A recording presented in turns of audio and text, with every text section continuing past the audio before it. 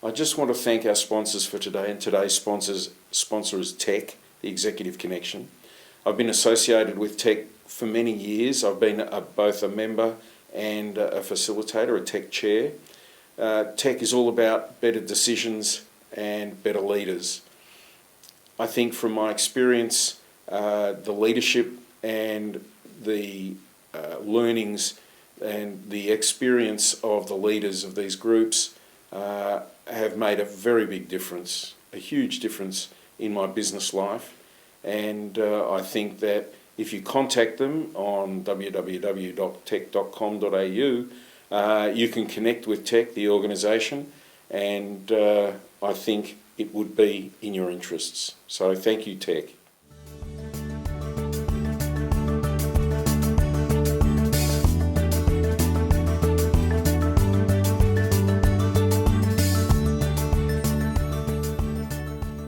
Welcome to the Family Business Show. I'm John Broons, and today my guest is Jeff Ash from Filter Supplies WA. Welcome, Jeff. Thanks, John.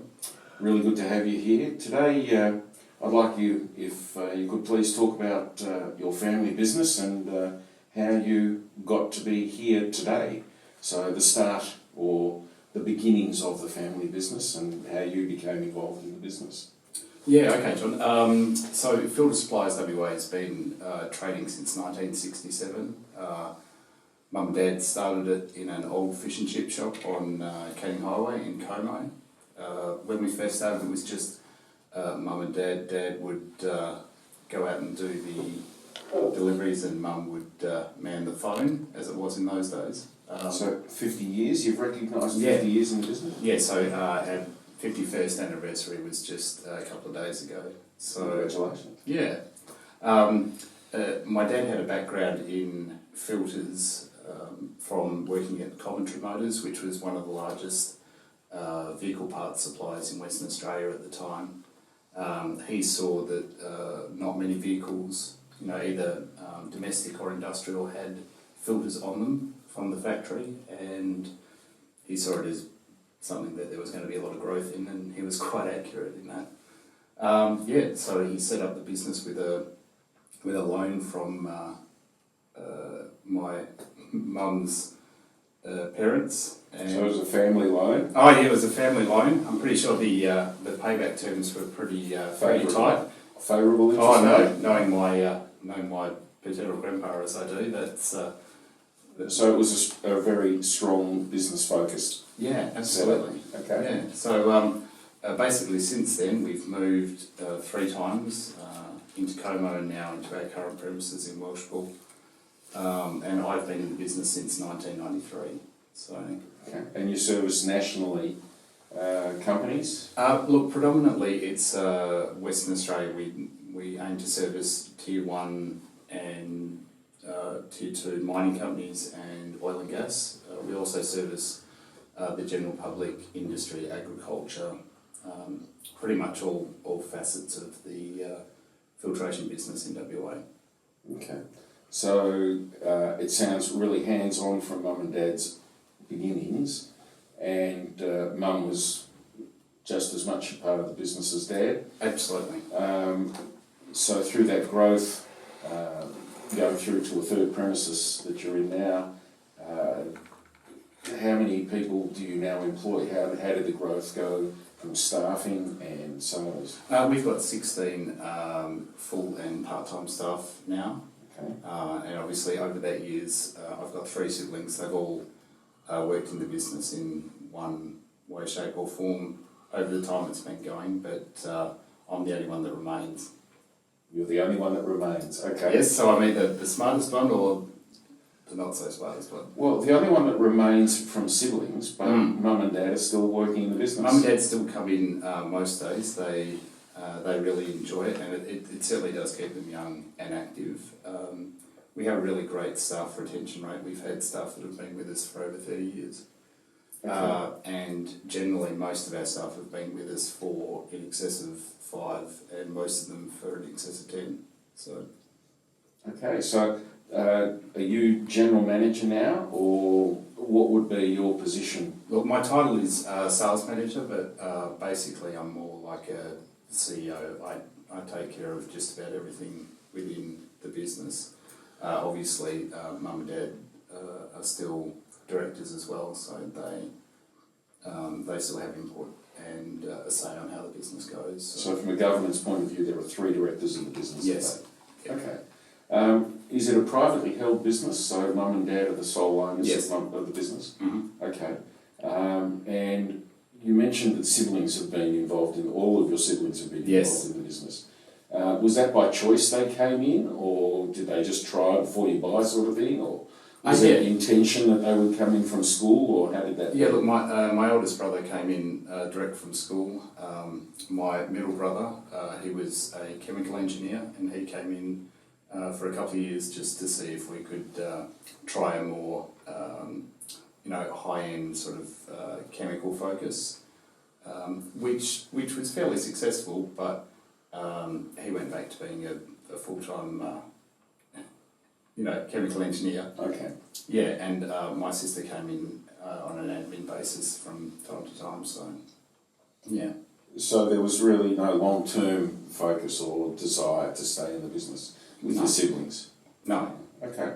Now working with siblings sometimes and working with Mum and Dad sometimes, it can be a lonely place. Absolutely. So how did you how did you look after yourself? Because sometimes it's hard to have a family relationship with Mum and Dad when you're working in a business. How did you separate the two? And did it need anything special from you in your perception? Look, I think it really does, John. Being the second generation in a family-held business is, like you say, a very lonely place at times. And I particularly found that it wasn't something that I could speak to my friends or business colleagues about, because if someone isn't in a family business, they have no concept of what it's like, basically. So there's probably 3 things that have really helped me in my journey within the business, and as I've grown as a manager and just as a family business member running the business. These 3 things have really helped anchor me. The first is the Family Business Australia. It's the peak body for family businesses within Australia, and being a member of such a group has really helped me to understand that I'm not the only one, because it seems like all family businesses, no matter the size or where they are or what they do, the problems are all pretty similar across the board. Well, Family Business Australia has been around for 20 years or so, and I'm involved with it, as you know. So I understand from your perspective that joining an association of this type connects you to a whole lot of other people that you didn't even know were family businesses. Oh, absolutely. So businesses tend to hide the fact that they're family businesses, and in fact, the more we know that they are family, the more comfortable we are in dealing with them. So I'm glad that you are members, or your company is a member. You personally are a member of Family Business Australia. Okay, so that's one thing you've done. And even within that, there's kind of another part to it, which is what they call forum groups, which is like it's sort of like a peer-to-peer sharing meeting, for want of a better term. It's a facilitated get-together of individuals from families who are in members businesses. So it could be the mum or the dad out of the business, it could be the son or the daughter, or it could be Uncle Jack or grandpa and grandma. Yeah, so I found that to be incredibly useful and powerful for me. Like what you said around people knowing about family business, I traditionally had I didn't really know how to capitalise on the fact that we were a family business, because I didn't see it as being any advantage, and obviously within the learning that I've had from Family Business Australia, I see it as such an asset now. We compete against multinational corporations and ASX listed companies that turn over 10 times what we do, but they don't operate like us. Any of our clients can pick up the phone and speak to me directly at any time, whereas I don't think you'd be able to do that with Cummins or Hitachi. Well, there's a different set of values and principles that the corporate structure will work with. Although some of the values are very much the same, some of the values are quite different, and the culture behind the family oftentimes is inside the family business, and you get a feeling for that culture. Okay, so that's two. Yeah. And what would be the third? Look, the third is I do men's work, so it's through an organisation called Mankind Project, and basically what that is quite similar to the forum groups within Family Business Australia. It's centred around men getting together and having structured meetings and talking about basically what's going on in their life. And again, I'm amazed at how similar everyone is, from no matter what walk of life a man is from, everyone has a similar sort of problem. So I find that gives me great perspective, and it certainly takes me out of, being that person within a family business and just, looking at what's going on for me on an emotional level. So what I'm hearing though is you're proactive in searching to find these places to give you the answers that you need, because working inside any business can be lonely. You've got to find and make friends.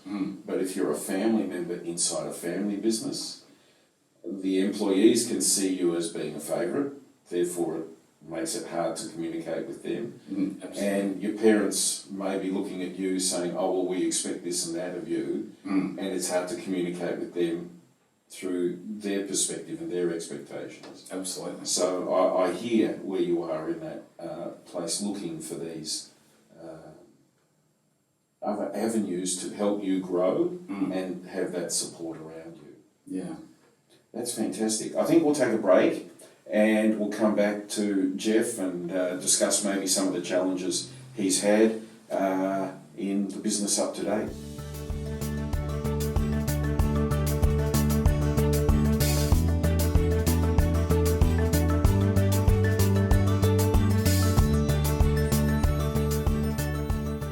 Welcome back to the Family Business Show. I'm John Broons and my guest today is Jeff Ash from Filter Supplies WA. So Jeff, I did say that we were going to come back and talk about some of the challenges that you've encountered working in the family business. Has there been anything that's been outlandishly challenging, or have they just been little mountains or little hills that you've had to climb and then resolve bit by bit? Look, I think there's certainly been a lot of little hills, and a lot of them, when I was standing at the base of them, they certainly looked a lot bigger than they actually ended up being. But I think one of the hardest things for me, being a second generation and obviously a different generation to my parents who started the business, is just the whole concept of work. Mum and Dad were, they grew up during World War II. They have a quite different work ethic to me, particularly in terms of, amount of time spent in the business. They believe that you need to be there from, sun up to sundown, and that the staff need to be monitored. And I don't prescribe to that.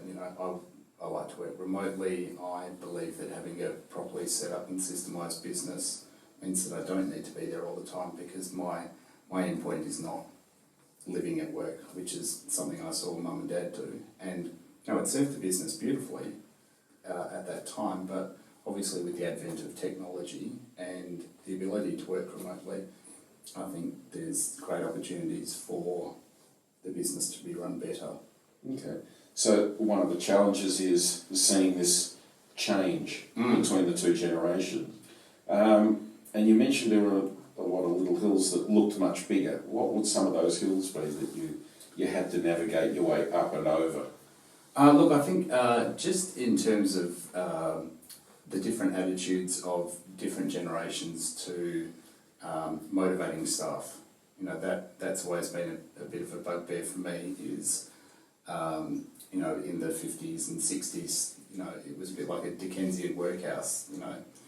They had the whips out and whip people to get them to do the best. It's like they were moving blocks for a pyramid or something. But obviously, as time's gone on, I try and foster a different sort of working environment for our staff in terms of inclusion and letting them know that they're valued and just motivating them through positive sort of reinforcement rather than a fear or how it was done previously. Cycles have changed, haven't they? We have very strong human resources laws in Australia now, so there's this strong adherence to that.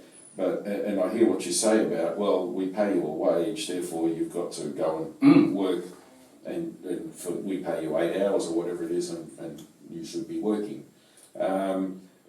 So in getting over that, is that now your responsibility to look after the human resources in the company? Yeah, and that's something I try and do in a real pastoral type of sense. I see my staff as being really like an extended family, and I want them to want to come to work, and I want them to feel valued, and I want them to know that the work they do is appreciated. In the olden days, there was the MBWA, management by walking around. Do you do the management by walking around, or how do you have those conversations? Yeah, no, look, I still do a bit of management by walking around because obviously the closer I am to the coalface in terms of the actual work that we do, the greater appreciation I have for the problems that might arise, or just I like to try and spot issues with our work processes before they become bigger than they need to be. So I still do a little bit of that. I don't think that's able to be dispensed with totally, but it's certainly I'm endeavouring to do it differently. Okay. So the business is over 50 years old now. Some of the other challenges might have been sourcing products from interstate suppliers overseas, internationally,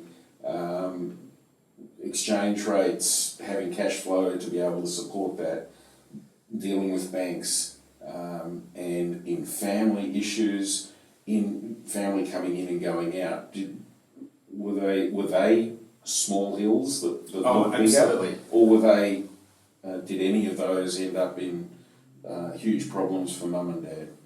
Yeah, look, I mean, all the issues that you mentioned, exchange rates, stocking, sourcing of stock, issues within the family. We've had differing sized hills of all those issues. But I think the most important thing that we've had going through all that is just a focus on just keeping the client happy, because no matter what's happening underneath the water, the client doesn't care about our sourcing issues or our family problems or anything like that. So I think keeping a firm focus on keeping the client happy is something that's held us in good stead throughout all those little hills. Fantastic. Keeping the client happy. I love that. A lot of people, family, businesses, they really do intend to have relationships with their clients, and building on that. So I see and understand quite readily your focus on customer. Yeah. We might take another break and come back shortly.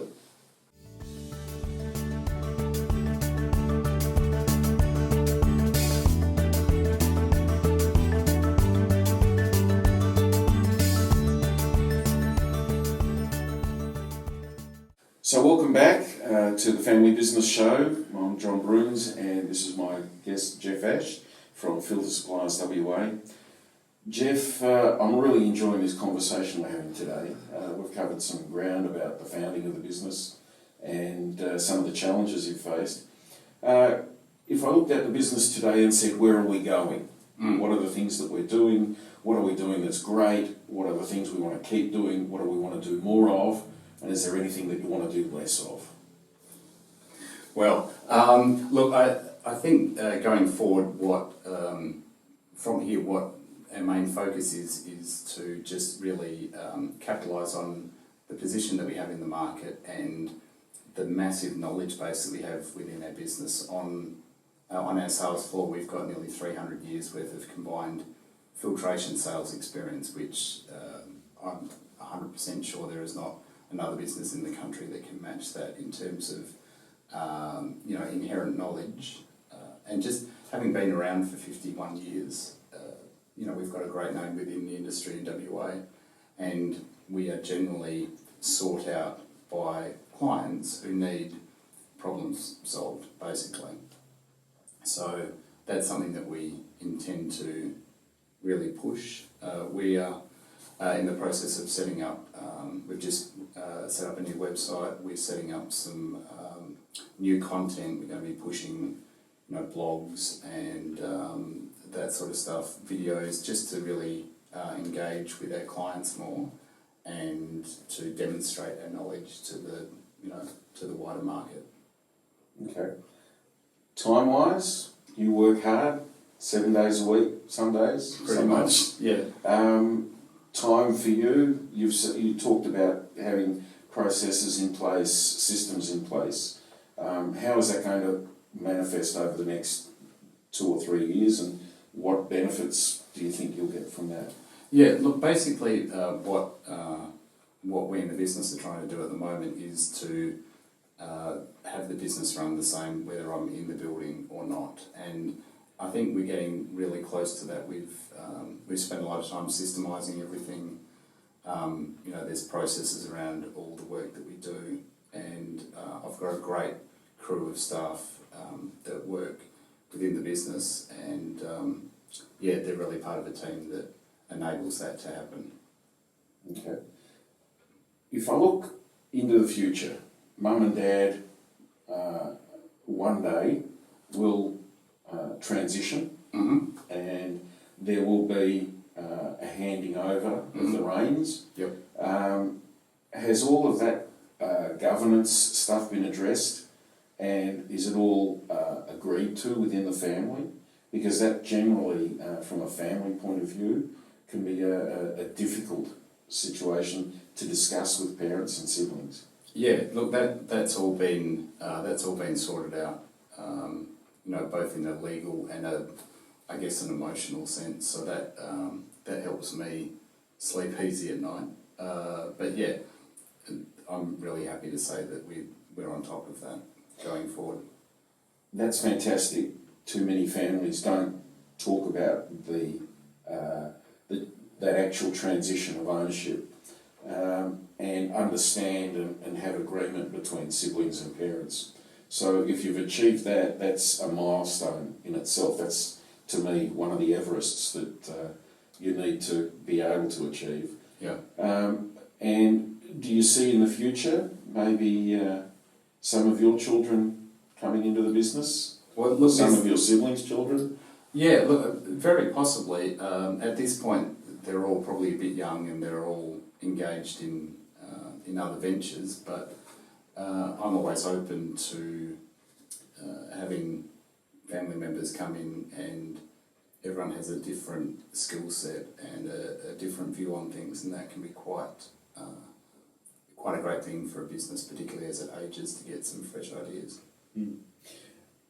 It's an interesting thing that I was reading recently, where it is probably the incumbent generation that needs to make a decision of whether or not the family is going to continue involved in the business into the next generation. Mm. So I see that probably sitting on your shoulders as a decision to be thought through and maybe have discussions in time in the future. Really, is there anything you'd like to add that maybe we haven't discussed, or from a family business point of view that you'd like to share? Yeah, look, one thing that I've found particularly useful in terms of performing at my best is I went to see a guy called Andrew May, who is a high performance coach who spent a lot of time in the AFL and he worked for the AIS and now he's working for KPMG. And his whole area of expertise is getting the most out of athletes and by extension business people. He says that to operate at the highest level, a business person needs to take 4 breaks a year. So 1 decent break for 2 weeks, and then every 3 months, like a short break. So maybe over a weekend or a long weekend. And I heard him speak probably about 5 years ago, and it was like some sort of revelation. And so now my wife and I, we plan. So like we've already planned 2019 from beginning to end in terms of breaks and taking time off, and I find that it enables me to work, like you say, 7 days a week when I need to, at a really high level, because I know that, in 2 weeks or 6 weeks or, 3 months I've got a break. And I think that so many people in family business and in small business don't allow themselves time. And to be fair, some businesses can't run without, the management. You've got to be there. Yeah. But I think there's always the opportunity to, just leave it on a Friday night, or, come back to it on a Monday morning, or allow, myself to take a week off, because when I come back from time away, I've spent time thinking about problems and I've come back with new solutions, or even just come back refreshed, and it just makes such a difference to the running of the business when I do that. Thank you very much. That's really great insight. And I know a lot of people do work incredibly long hours consistently through a year, don't often get chances to take breaks. So just the idea of having a conversation maybe will jolt them into taking 24 hours or 48 hours for their own time, just for themselves. Just to decompress. So thanks for that. Really great. Thanks, John. Thanks very much for watching John Broons, the Family Business Guy, on the Family Business Show. And I'd like you to subscribe and communicate with us. Please like our show, and if you've got some comments, please communicate with us. So thanks very much for watching. I just want to thank our sponsors for today, and today's sponsor is Tech, the Executive Connection. I've been associated with Tech for many years. I've been both a member and a facilitator, a Tech chair. Tech is all about better decisions and better leaders. I think from my experience, the leadership and the learnings and the experience of the leaders of these groups have made a very big difference, a huge difference in my business life. And I think that if you contact them on www.tech.com.au, you can connect with Tech, the organisation, and I think it would be in your interests. So thank you, Tech.